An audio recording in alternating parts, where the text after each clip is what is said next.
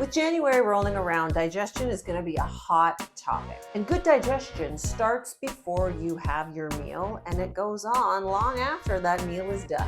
I had an Instagram request to do a back to basics video about digestion, and that's what this video is all about. But to make it more useful, I have 6 tips to help you with your basic digestion in menopause. Perimenopause or postmenopause, because all of these phases matter and they're sprinkled throughout the video.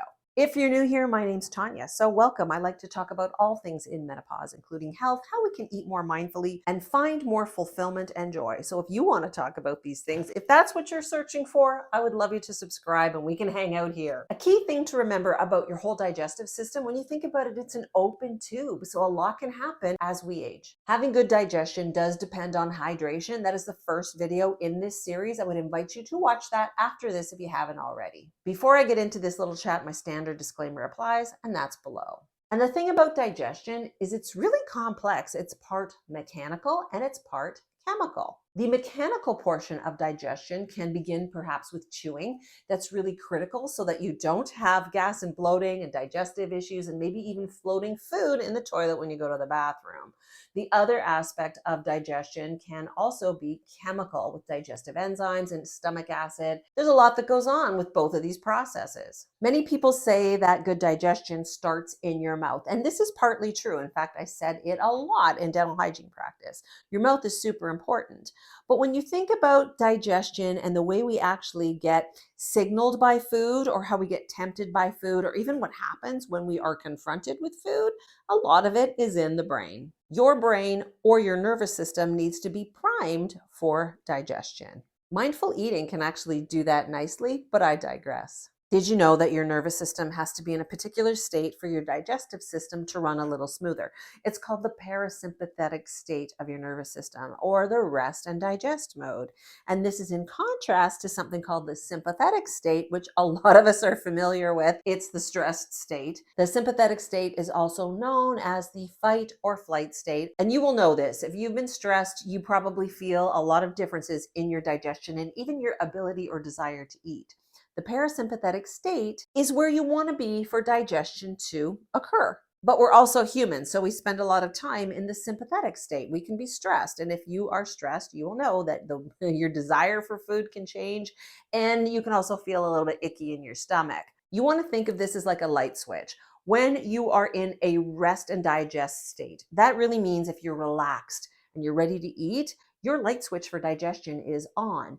But when you are stressed out, your brain is not thinking about digesting food. It's like, I gotta survive. Think about that light switch. It is off. So your digestion may not process food the way we want. Relaxed, the light switch is on. Stressed, the light switch is off. And that brings me to the next part, which is your mouth. So being in a relaxed state is very helpful when you are eating. Now, how do we do this when we're running around all day working, maybe getting dinner on the table, and we don't really feel that relaxed? Here's my first tip for you. And it's really simple. Pause and take 1 to 3 breaths before you eat. That's it. 1 to 3 breaths. Get in the habit of it, because when you're in a relaxed state, your brain, your nervous system is going to talk to your digestive system and say, hey, dude, meal's coming. Get ready. There's a connection between being calm, breathing, and digestion. It's free and it's simple, and no one has to know what you're doing at the dinner table. You just take your breaths. And this is going to help the next part of your digestive phase, which is your mouth. We need saliva to drop into our mouth to help with the digestive process. Saliva lubricates. It helps food go down the throat. It brings antibodies to your mouth. And it also has digestive enzymes like amylase and lipase to break down carbohydrate and fat. And if you are stressed, think about it. When you've been in a meeting or you had to speak somewhere, what happens to your mouth? It turns into a ball of cotton and you get very, very dry. So when you're stressed, you don't have that saliva flow to start mixing up your food, making it a little more liquid and more digestible. And you don't have those enzymes or enough of them to start that digestion of starch and fat. And when you think about it, your mouth is both chemical and mechanical. We have our teeth to pulverize food. Our tongue moves the food around so that it gets in the teeth, just like, I guess, a food processor. And we also have the chemical processes of those enzymes in saliva to start breaking food down. All that chewing that you do is pulverizing your food into a paste to get it ready for your next stop, the stomach. But before we get to the stomach, I'm going to give you tip number 2, and that is to ignite one sense before you eat. The easiest thing is the sense of smell. Think about when you smell something baking or a really good food that you like. What happens? You start to salivate. So stop after you're breathing, or maybe while you're breathing, you can take in the smell of your food and see if you start to salivate and you feel a little more excited to eat. Tip number 3, I guess it's a big one. Your oral health matters. So keeping your remaining teeth, if you've lost some teeth, keeping them healthy and keeping them in your mouth is a way to help that chewing process. We know that when we lose teeth, we have less ability to chew, and we may think we're chewing fine. I've heard that a lot from past dental hygiene clients. I'm not a dental hygienist anymore, but we need that pressure of the tooth to grind our food. So if you've lost teeth and you have the ability and the means to replace them, that's awesome. And if you don't, do your best to keep your teeth as healthy as possible. And of course, your dentist and hygienist are going to help you out with that. This is where I'm going to go back to that whole hydration thing, because when you're hydrated, you have more saliva and you don't just need it for chewing and digestion. It's helpful for your whole oral microbiome and even your gum health and your teeth health. So much goes into that, and I'll be adding that into my oral care videos here on YouTube. And let's think about it. If you've ever had like a dry piece of toast or cracker or too big a bite of food without some saliva or even water, what happens? It's hard to swallow, and sometimes it feels like it gets stuck. So we don't want that to happen on the way through the next part, the esophagus, which is taking us to your stomach. So the esophagus is a little tube, kind of like a monorail, that is taking that food, and all of that mechanical process of muscle is pushing it to the stomach. And that's something we don't even think about. It just happens. Before your food gets into your stomach, it's got to go through a little sphincter called the lower esophageal sphincter. And this is where some of that heartburn stuff can happen. The job of this sphincter is to keep the contents of your stomach from going up the esophagus. And when it does, we can have heartburn. And there's many conditions that go with having heartburn or GERD or acid reflux, many different names for this sphincter, which can be faulty. Although we can have the contents of our stomach come up in our mouth in one of those things called the verp. Have you ever heard of the verp?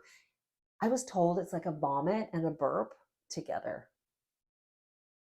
Not so pleasant. Having tips for acid reflux really requires its own video, so I'm going to move down to the stomach, where both mechanical and chemical processes are happening, because your stomach is an open organ and it's got a lot of muscle to start mixing up the food with hydrochloric acid and some of your digestive enzymes to break the food down even further. It gets mixed in like this soup called chyme, which I remember from grade 13 biology. I'll never forget it. So all of this churning, this mechanical, this chemical action is making your food ready for the next step. But before we move from here, know that having hydrochloric acid not only breaks down food, it helps with all of the little critters that can come inside your food, bacteria, parasites, all the things that we take in through this outside tube that can cause a little havoc on our digestive system. If you have ever had the stomach flu or the Norwalk virus, you know exactly what I'm talking about. When we age, we do have changes in our stomach acid, sometimes more, sometimes less. And when we have less digestive capability. So there's a lot of tips on the internet to drink apple cider vinegar, hopefully diluted, maybe drink lemon water. Those are 2 ways you can support your digestion if it fits for you. Because I'm always talking about how being on medication, maybe being not hydrated enough, can cause a dry mouth. And when you start putting acid in a dry mouth, sometimes in any mouth, a lot of changes can happen with your tooth enamel, and we don't want that. So I guess tip number 4 is still talking about hydration. We really need to stay hydrated to make stomach acid, to make digestive enzymes, and even to not be constipated. Tip number 5 could actually be exploring something like digestive enzymes or digestive bitters. They both work differently, where digestive enzymes break down your food and bitters start the stimulation of your liver and gallbladder, of bile, and even the brain to start the digestive process. They can be used together and they can be used for many different things. This video here will explain the difference. I used to recommend bitters to some of my dental hygiene patients because they can stimulate saliva, and that's a big thing in menopause. So now you've thought about your food, you've chewed your food, it's gone down your esophagus, it's in your stomach, it's getting ground up and made into the soup, all with your digestive enzymes and maybe your digestive bitters. Where's it going next? Your small intestine. And this is where absorption of nutrients happens. Your small intestine is a long, big coiled tube inside your gut. And this is open to the world still, right? We have this long open tube, so a lot can happen in the small intestine. And it's not like Vegas, because what happens in the small intestine doesn't stay in the small intestine. It has a whole effect on your entire body. More digestive enzymes come into your small intestine from your pancreas, and there's also bile from the gallbladder to work even deeper on this chyme and this food soup to help break down fats and extract more vitamins and minerals from your food. And if you're curious about leaky gut, or that other term SIBO, which is small intestinal bacterial overgrowth, this is where it can happen. Our immune system is in here as well. Some of the research says around 70%. You may read more, you may read less, but that gut does house your immune system. And now this is going to bring me to tip number 6. Fiber. Are you eating enough fiber? I went to the Canada's Food Guide. Everybody's going to be different. For women, it is 25 grams, and for men, it was 38. And there are some sources that will say we need to eat more if we're over 50. Why is that? Well, one of the things is constipation. We can have decreased motility through the gut as we age. Plus, our body is slowing down a little bit, sadly, so we may need more fiber and more water to get all of this stuff through our system. You got to go slow though, because too much fiber can actually constipate you. The good thing about fiber is that it actually feeds your gut microbiome. It can help you grow the beneficial bugs in your gut as well. Use the add-in approach and start to add in soluble fiber just a little bit each day or each week, depending on how your body goes, and up your fiber that way. And you want to have a good mix of cooked and raw. Some people can't tolerate raw veggies, and you got to find what's good for you. Okay, we're at the end game. We're moving into the large intestine, and we're getting ready to get that food out of the body. What happens here? This is basically your last stop. There's a processing that happens where water is getting sucked out of the food, and that insoluble fiber is going to be left over to make a poo. There's more bacteria in here that ferments that fiber and makes vitamins like B and K. And what's left over goes to the rectum to go to the anus to go into the toilet. That part's kind of like a nice little reservoir. And while this can sound like a minimal part of the process, if you've been constipated, you know that that's a big deal here. Elimination of our digestive waste is just one way that the body detoxifies itself. You're doing that through breathing, you're doing that through peeing, but being constipated is not helpful. Your own endotoxins, all of your own bacteria, well, it has a life cycle, it does die. It sits in the gut when you are constipated, and food can actually putrefy in here too. We also have things called exotoxins, all of those things that we take in through this open tube that ends up in our digestive system too. So we need to be able to get rid of it in a proper manner. So if you're constipated, this is one of the foundations of having good digestion. You may have seen a doctor to ask about constipation. They may have given you something, but you can explore other ways to open up the bowel, whether it is with herbs or foods or tons of hydration.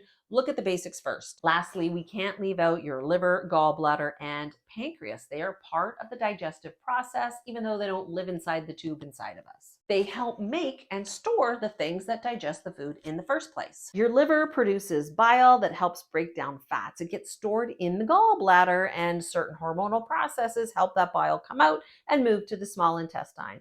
Your pancreas makes, yes, insulin, but also digestive enzymes too. This is how you're going to digest your protein, your fat, and your fiber, and your carbohydrate in your digestive process. They all work together. Those fiber-rich foods that are good for your gut are also good for the liver and gallbladder, along with antioxidants that help the liver. Certain foods help liver detox processes, like garlic and broccoli. They have certain compounds to help your natural detox processes, and they can specifically support the liver. Things like beets also help the liver, and you're giving that good gut bacteria a feast while you're feasting too. But with my food philosophy, I don't want to go through a lot of restriction and removal. That is very specific to the individual. For a general video like this, and if you just want to start with basics and helping your digestion, start to add in foods that fit you, whether that's your budget, your taste preference, or what you can tolerate right now. And this is where I always will invite you to be mindful of your own health conditions and your own body. And that's what I'm trying to do in these Back to Basics videos, as well as all my other videos on YouTube. I'll see you in the next video where we'll continue the Back to Basics discussion, or maybe I'll bring a few more little emotional things about aging and moving through menopause. Until next time.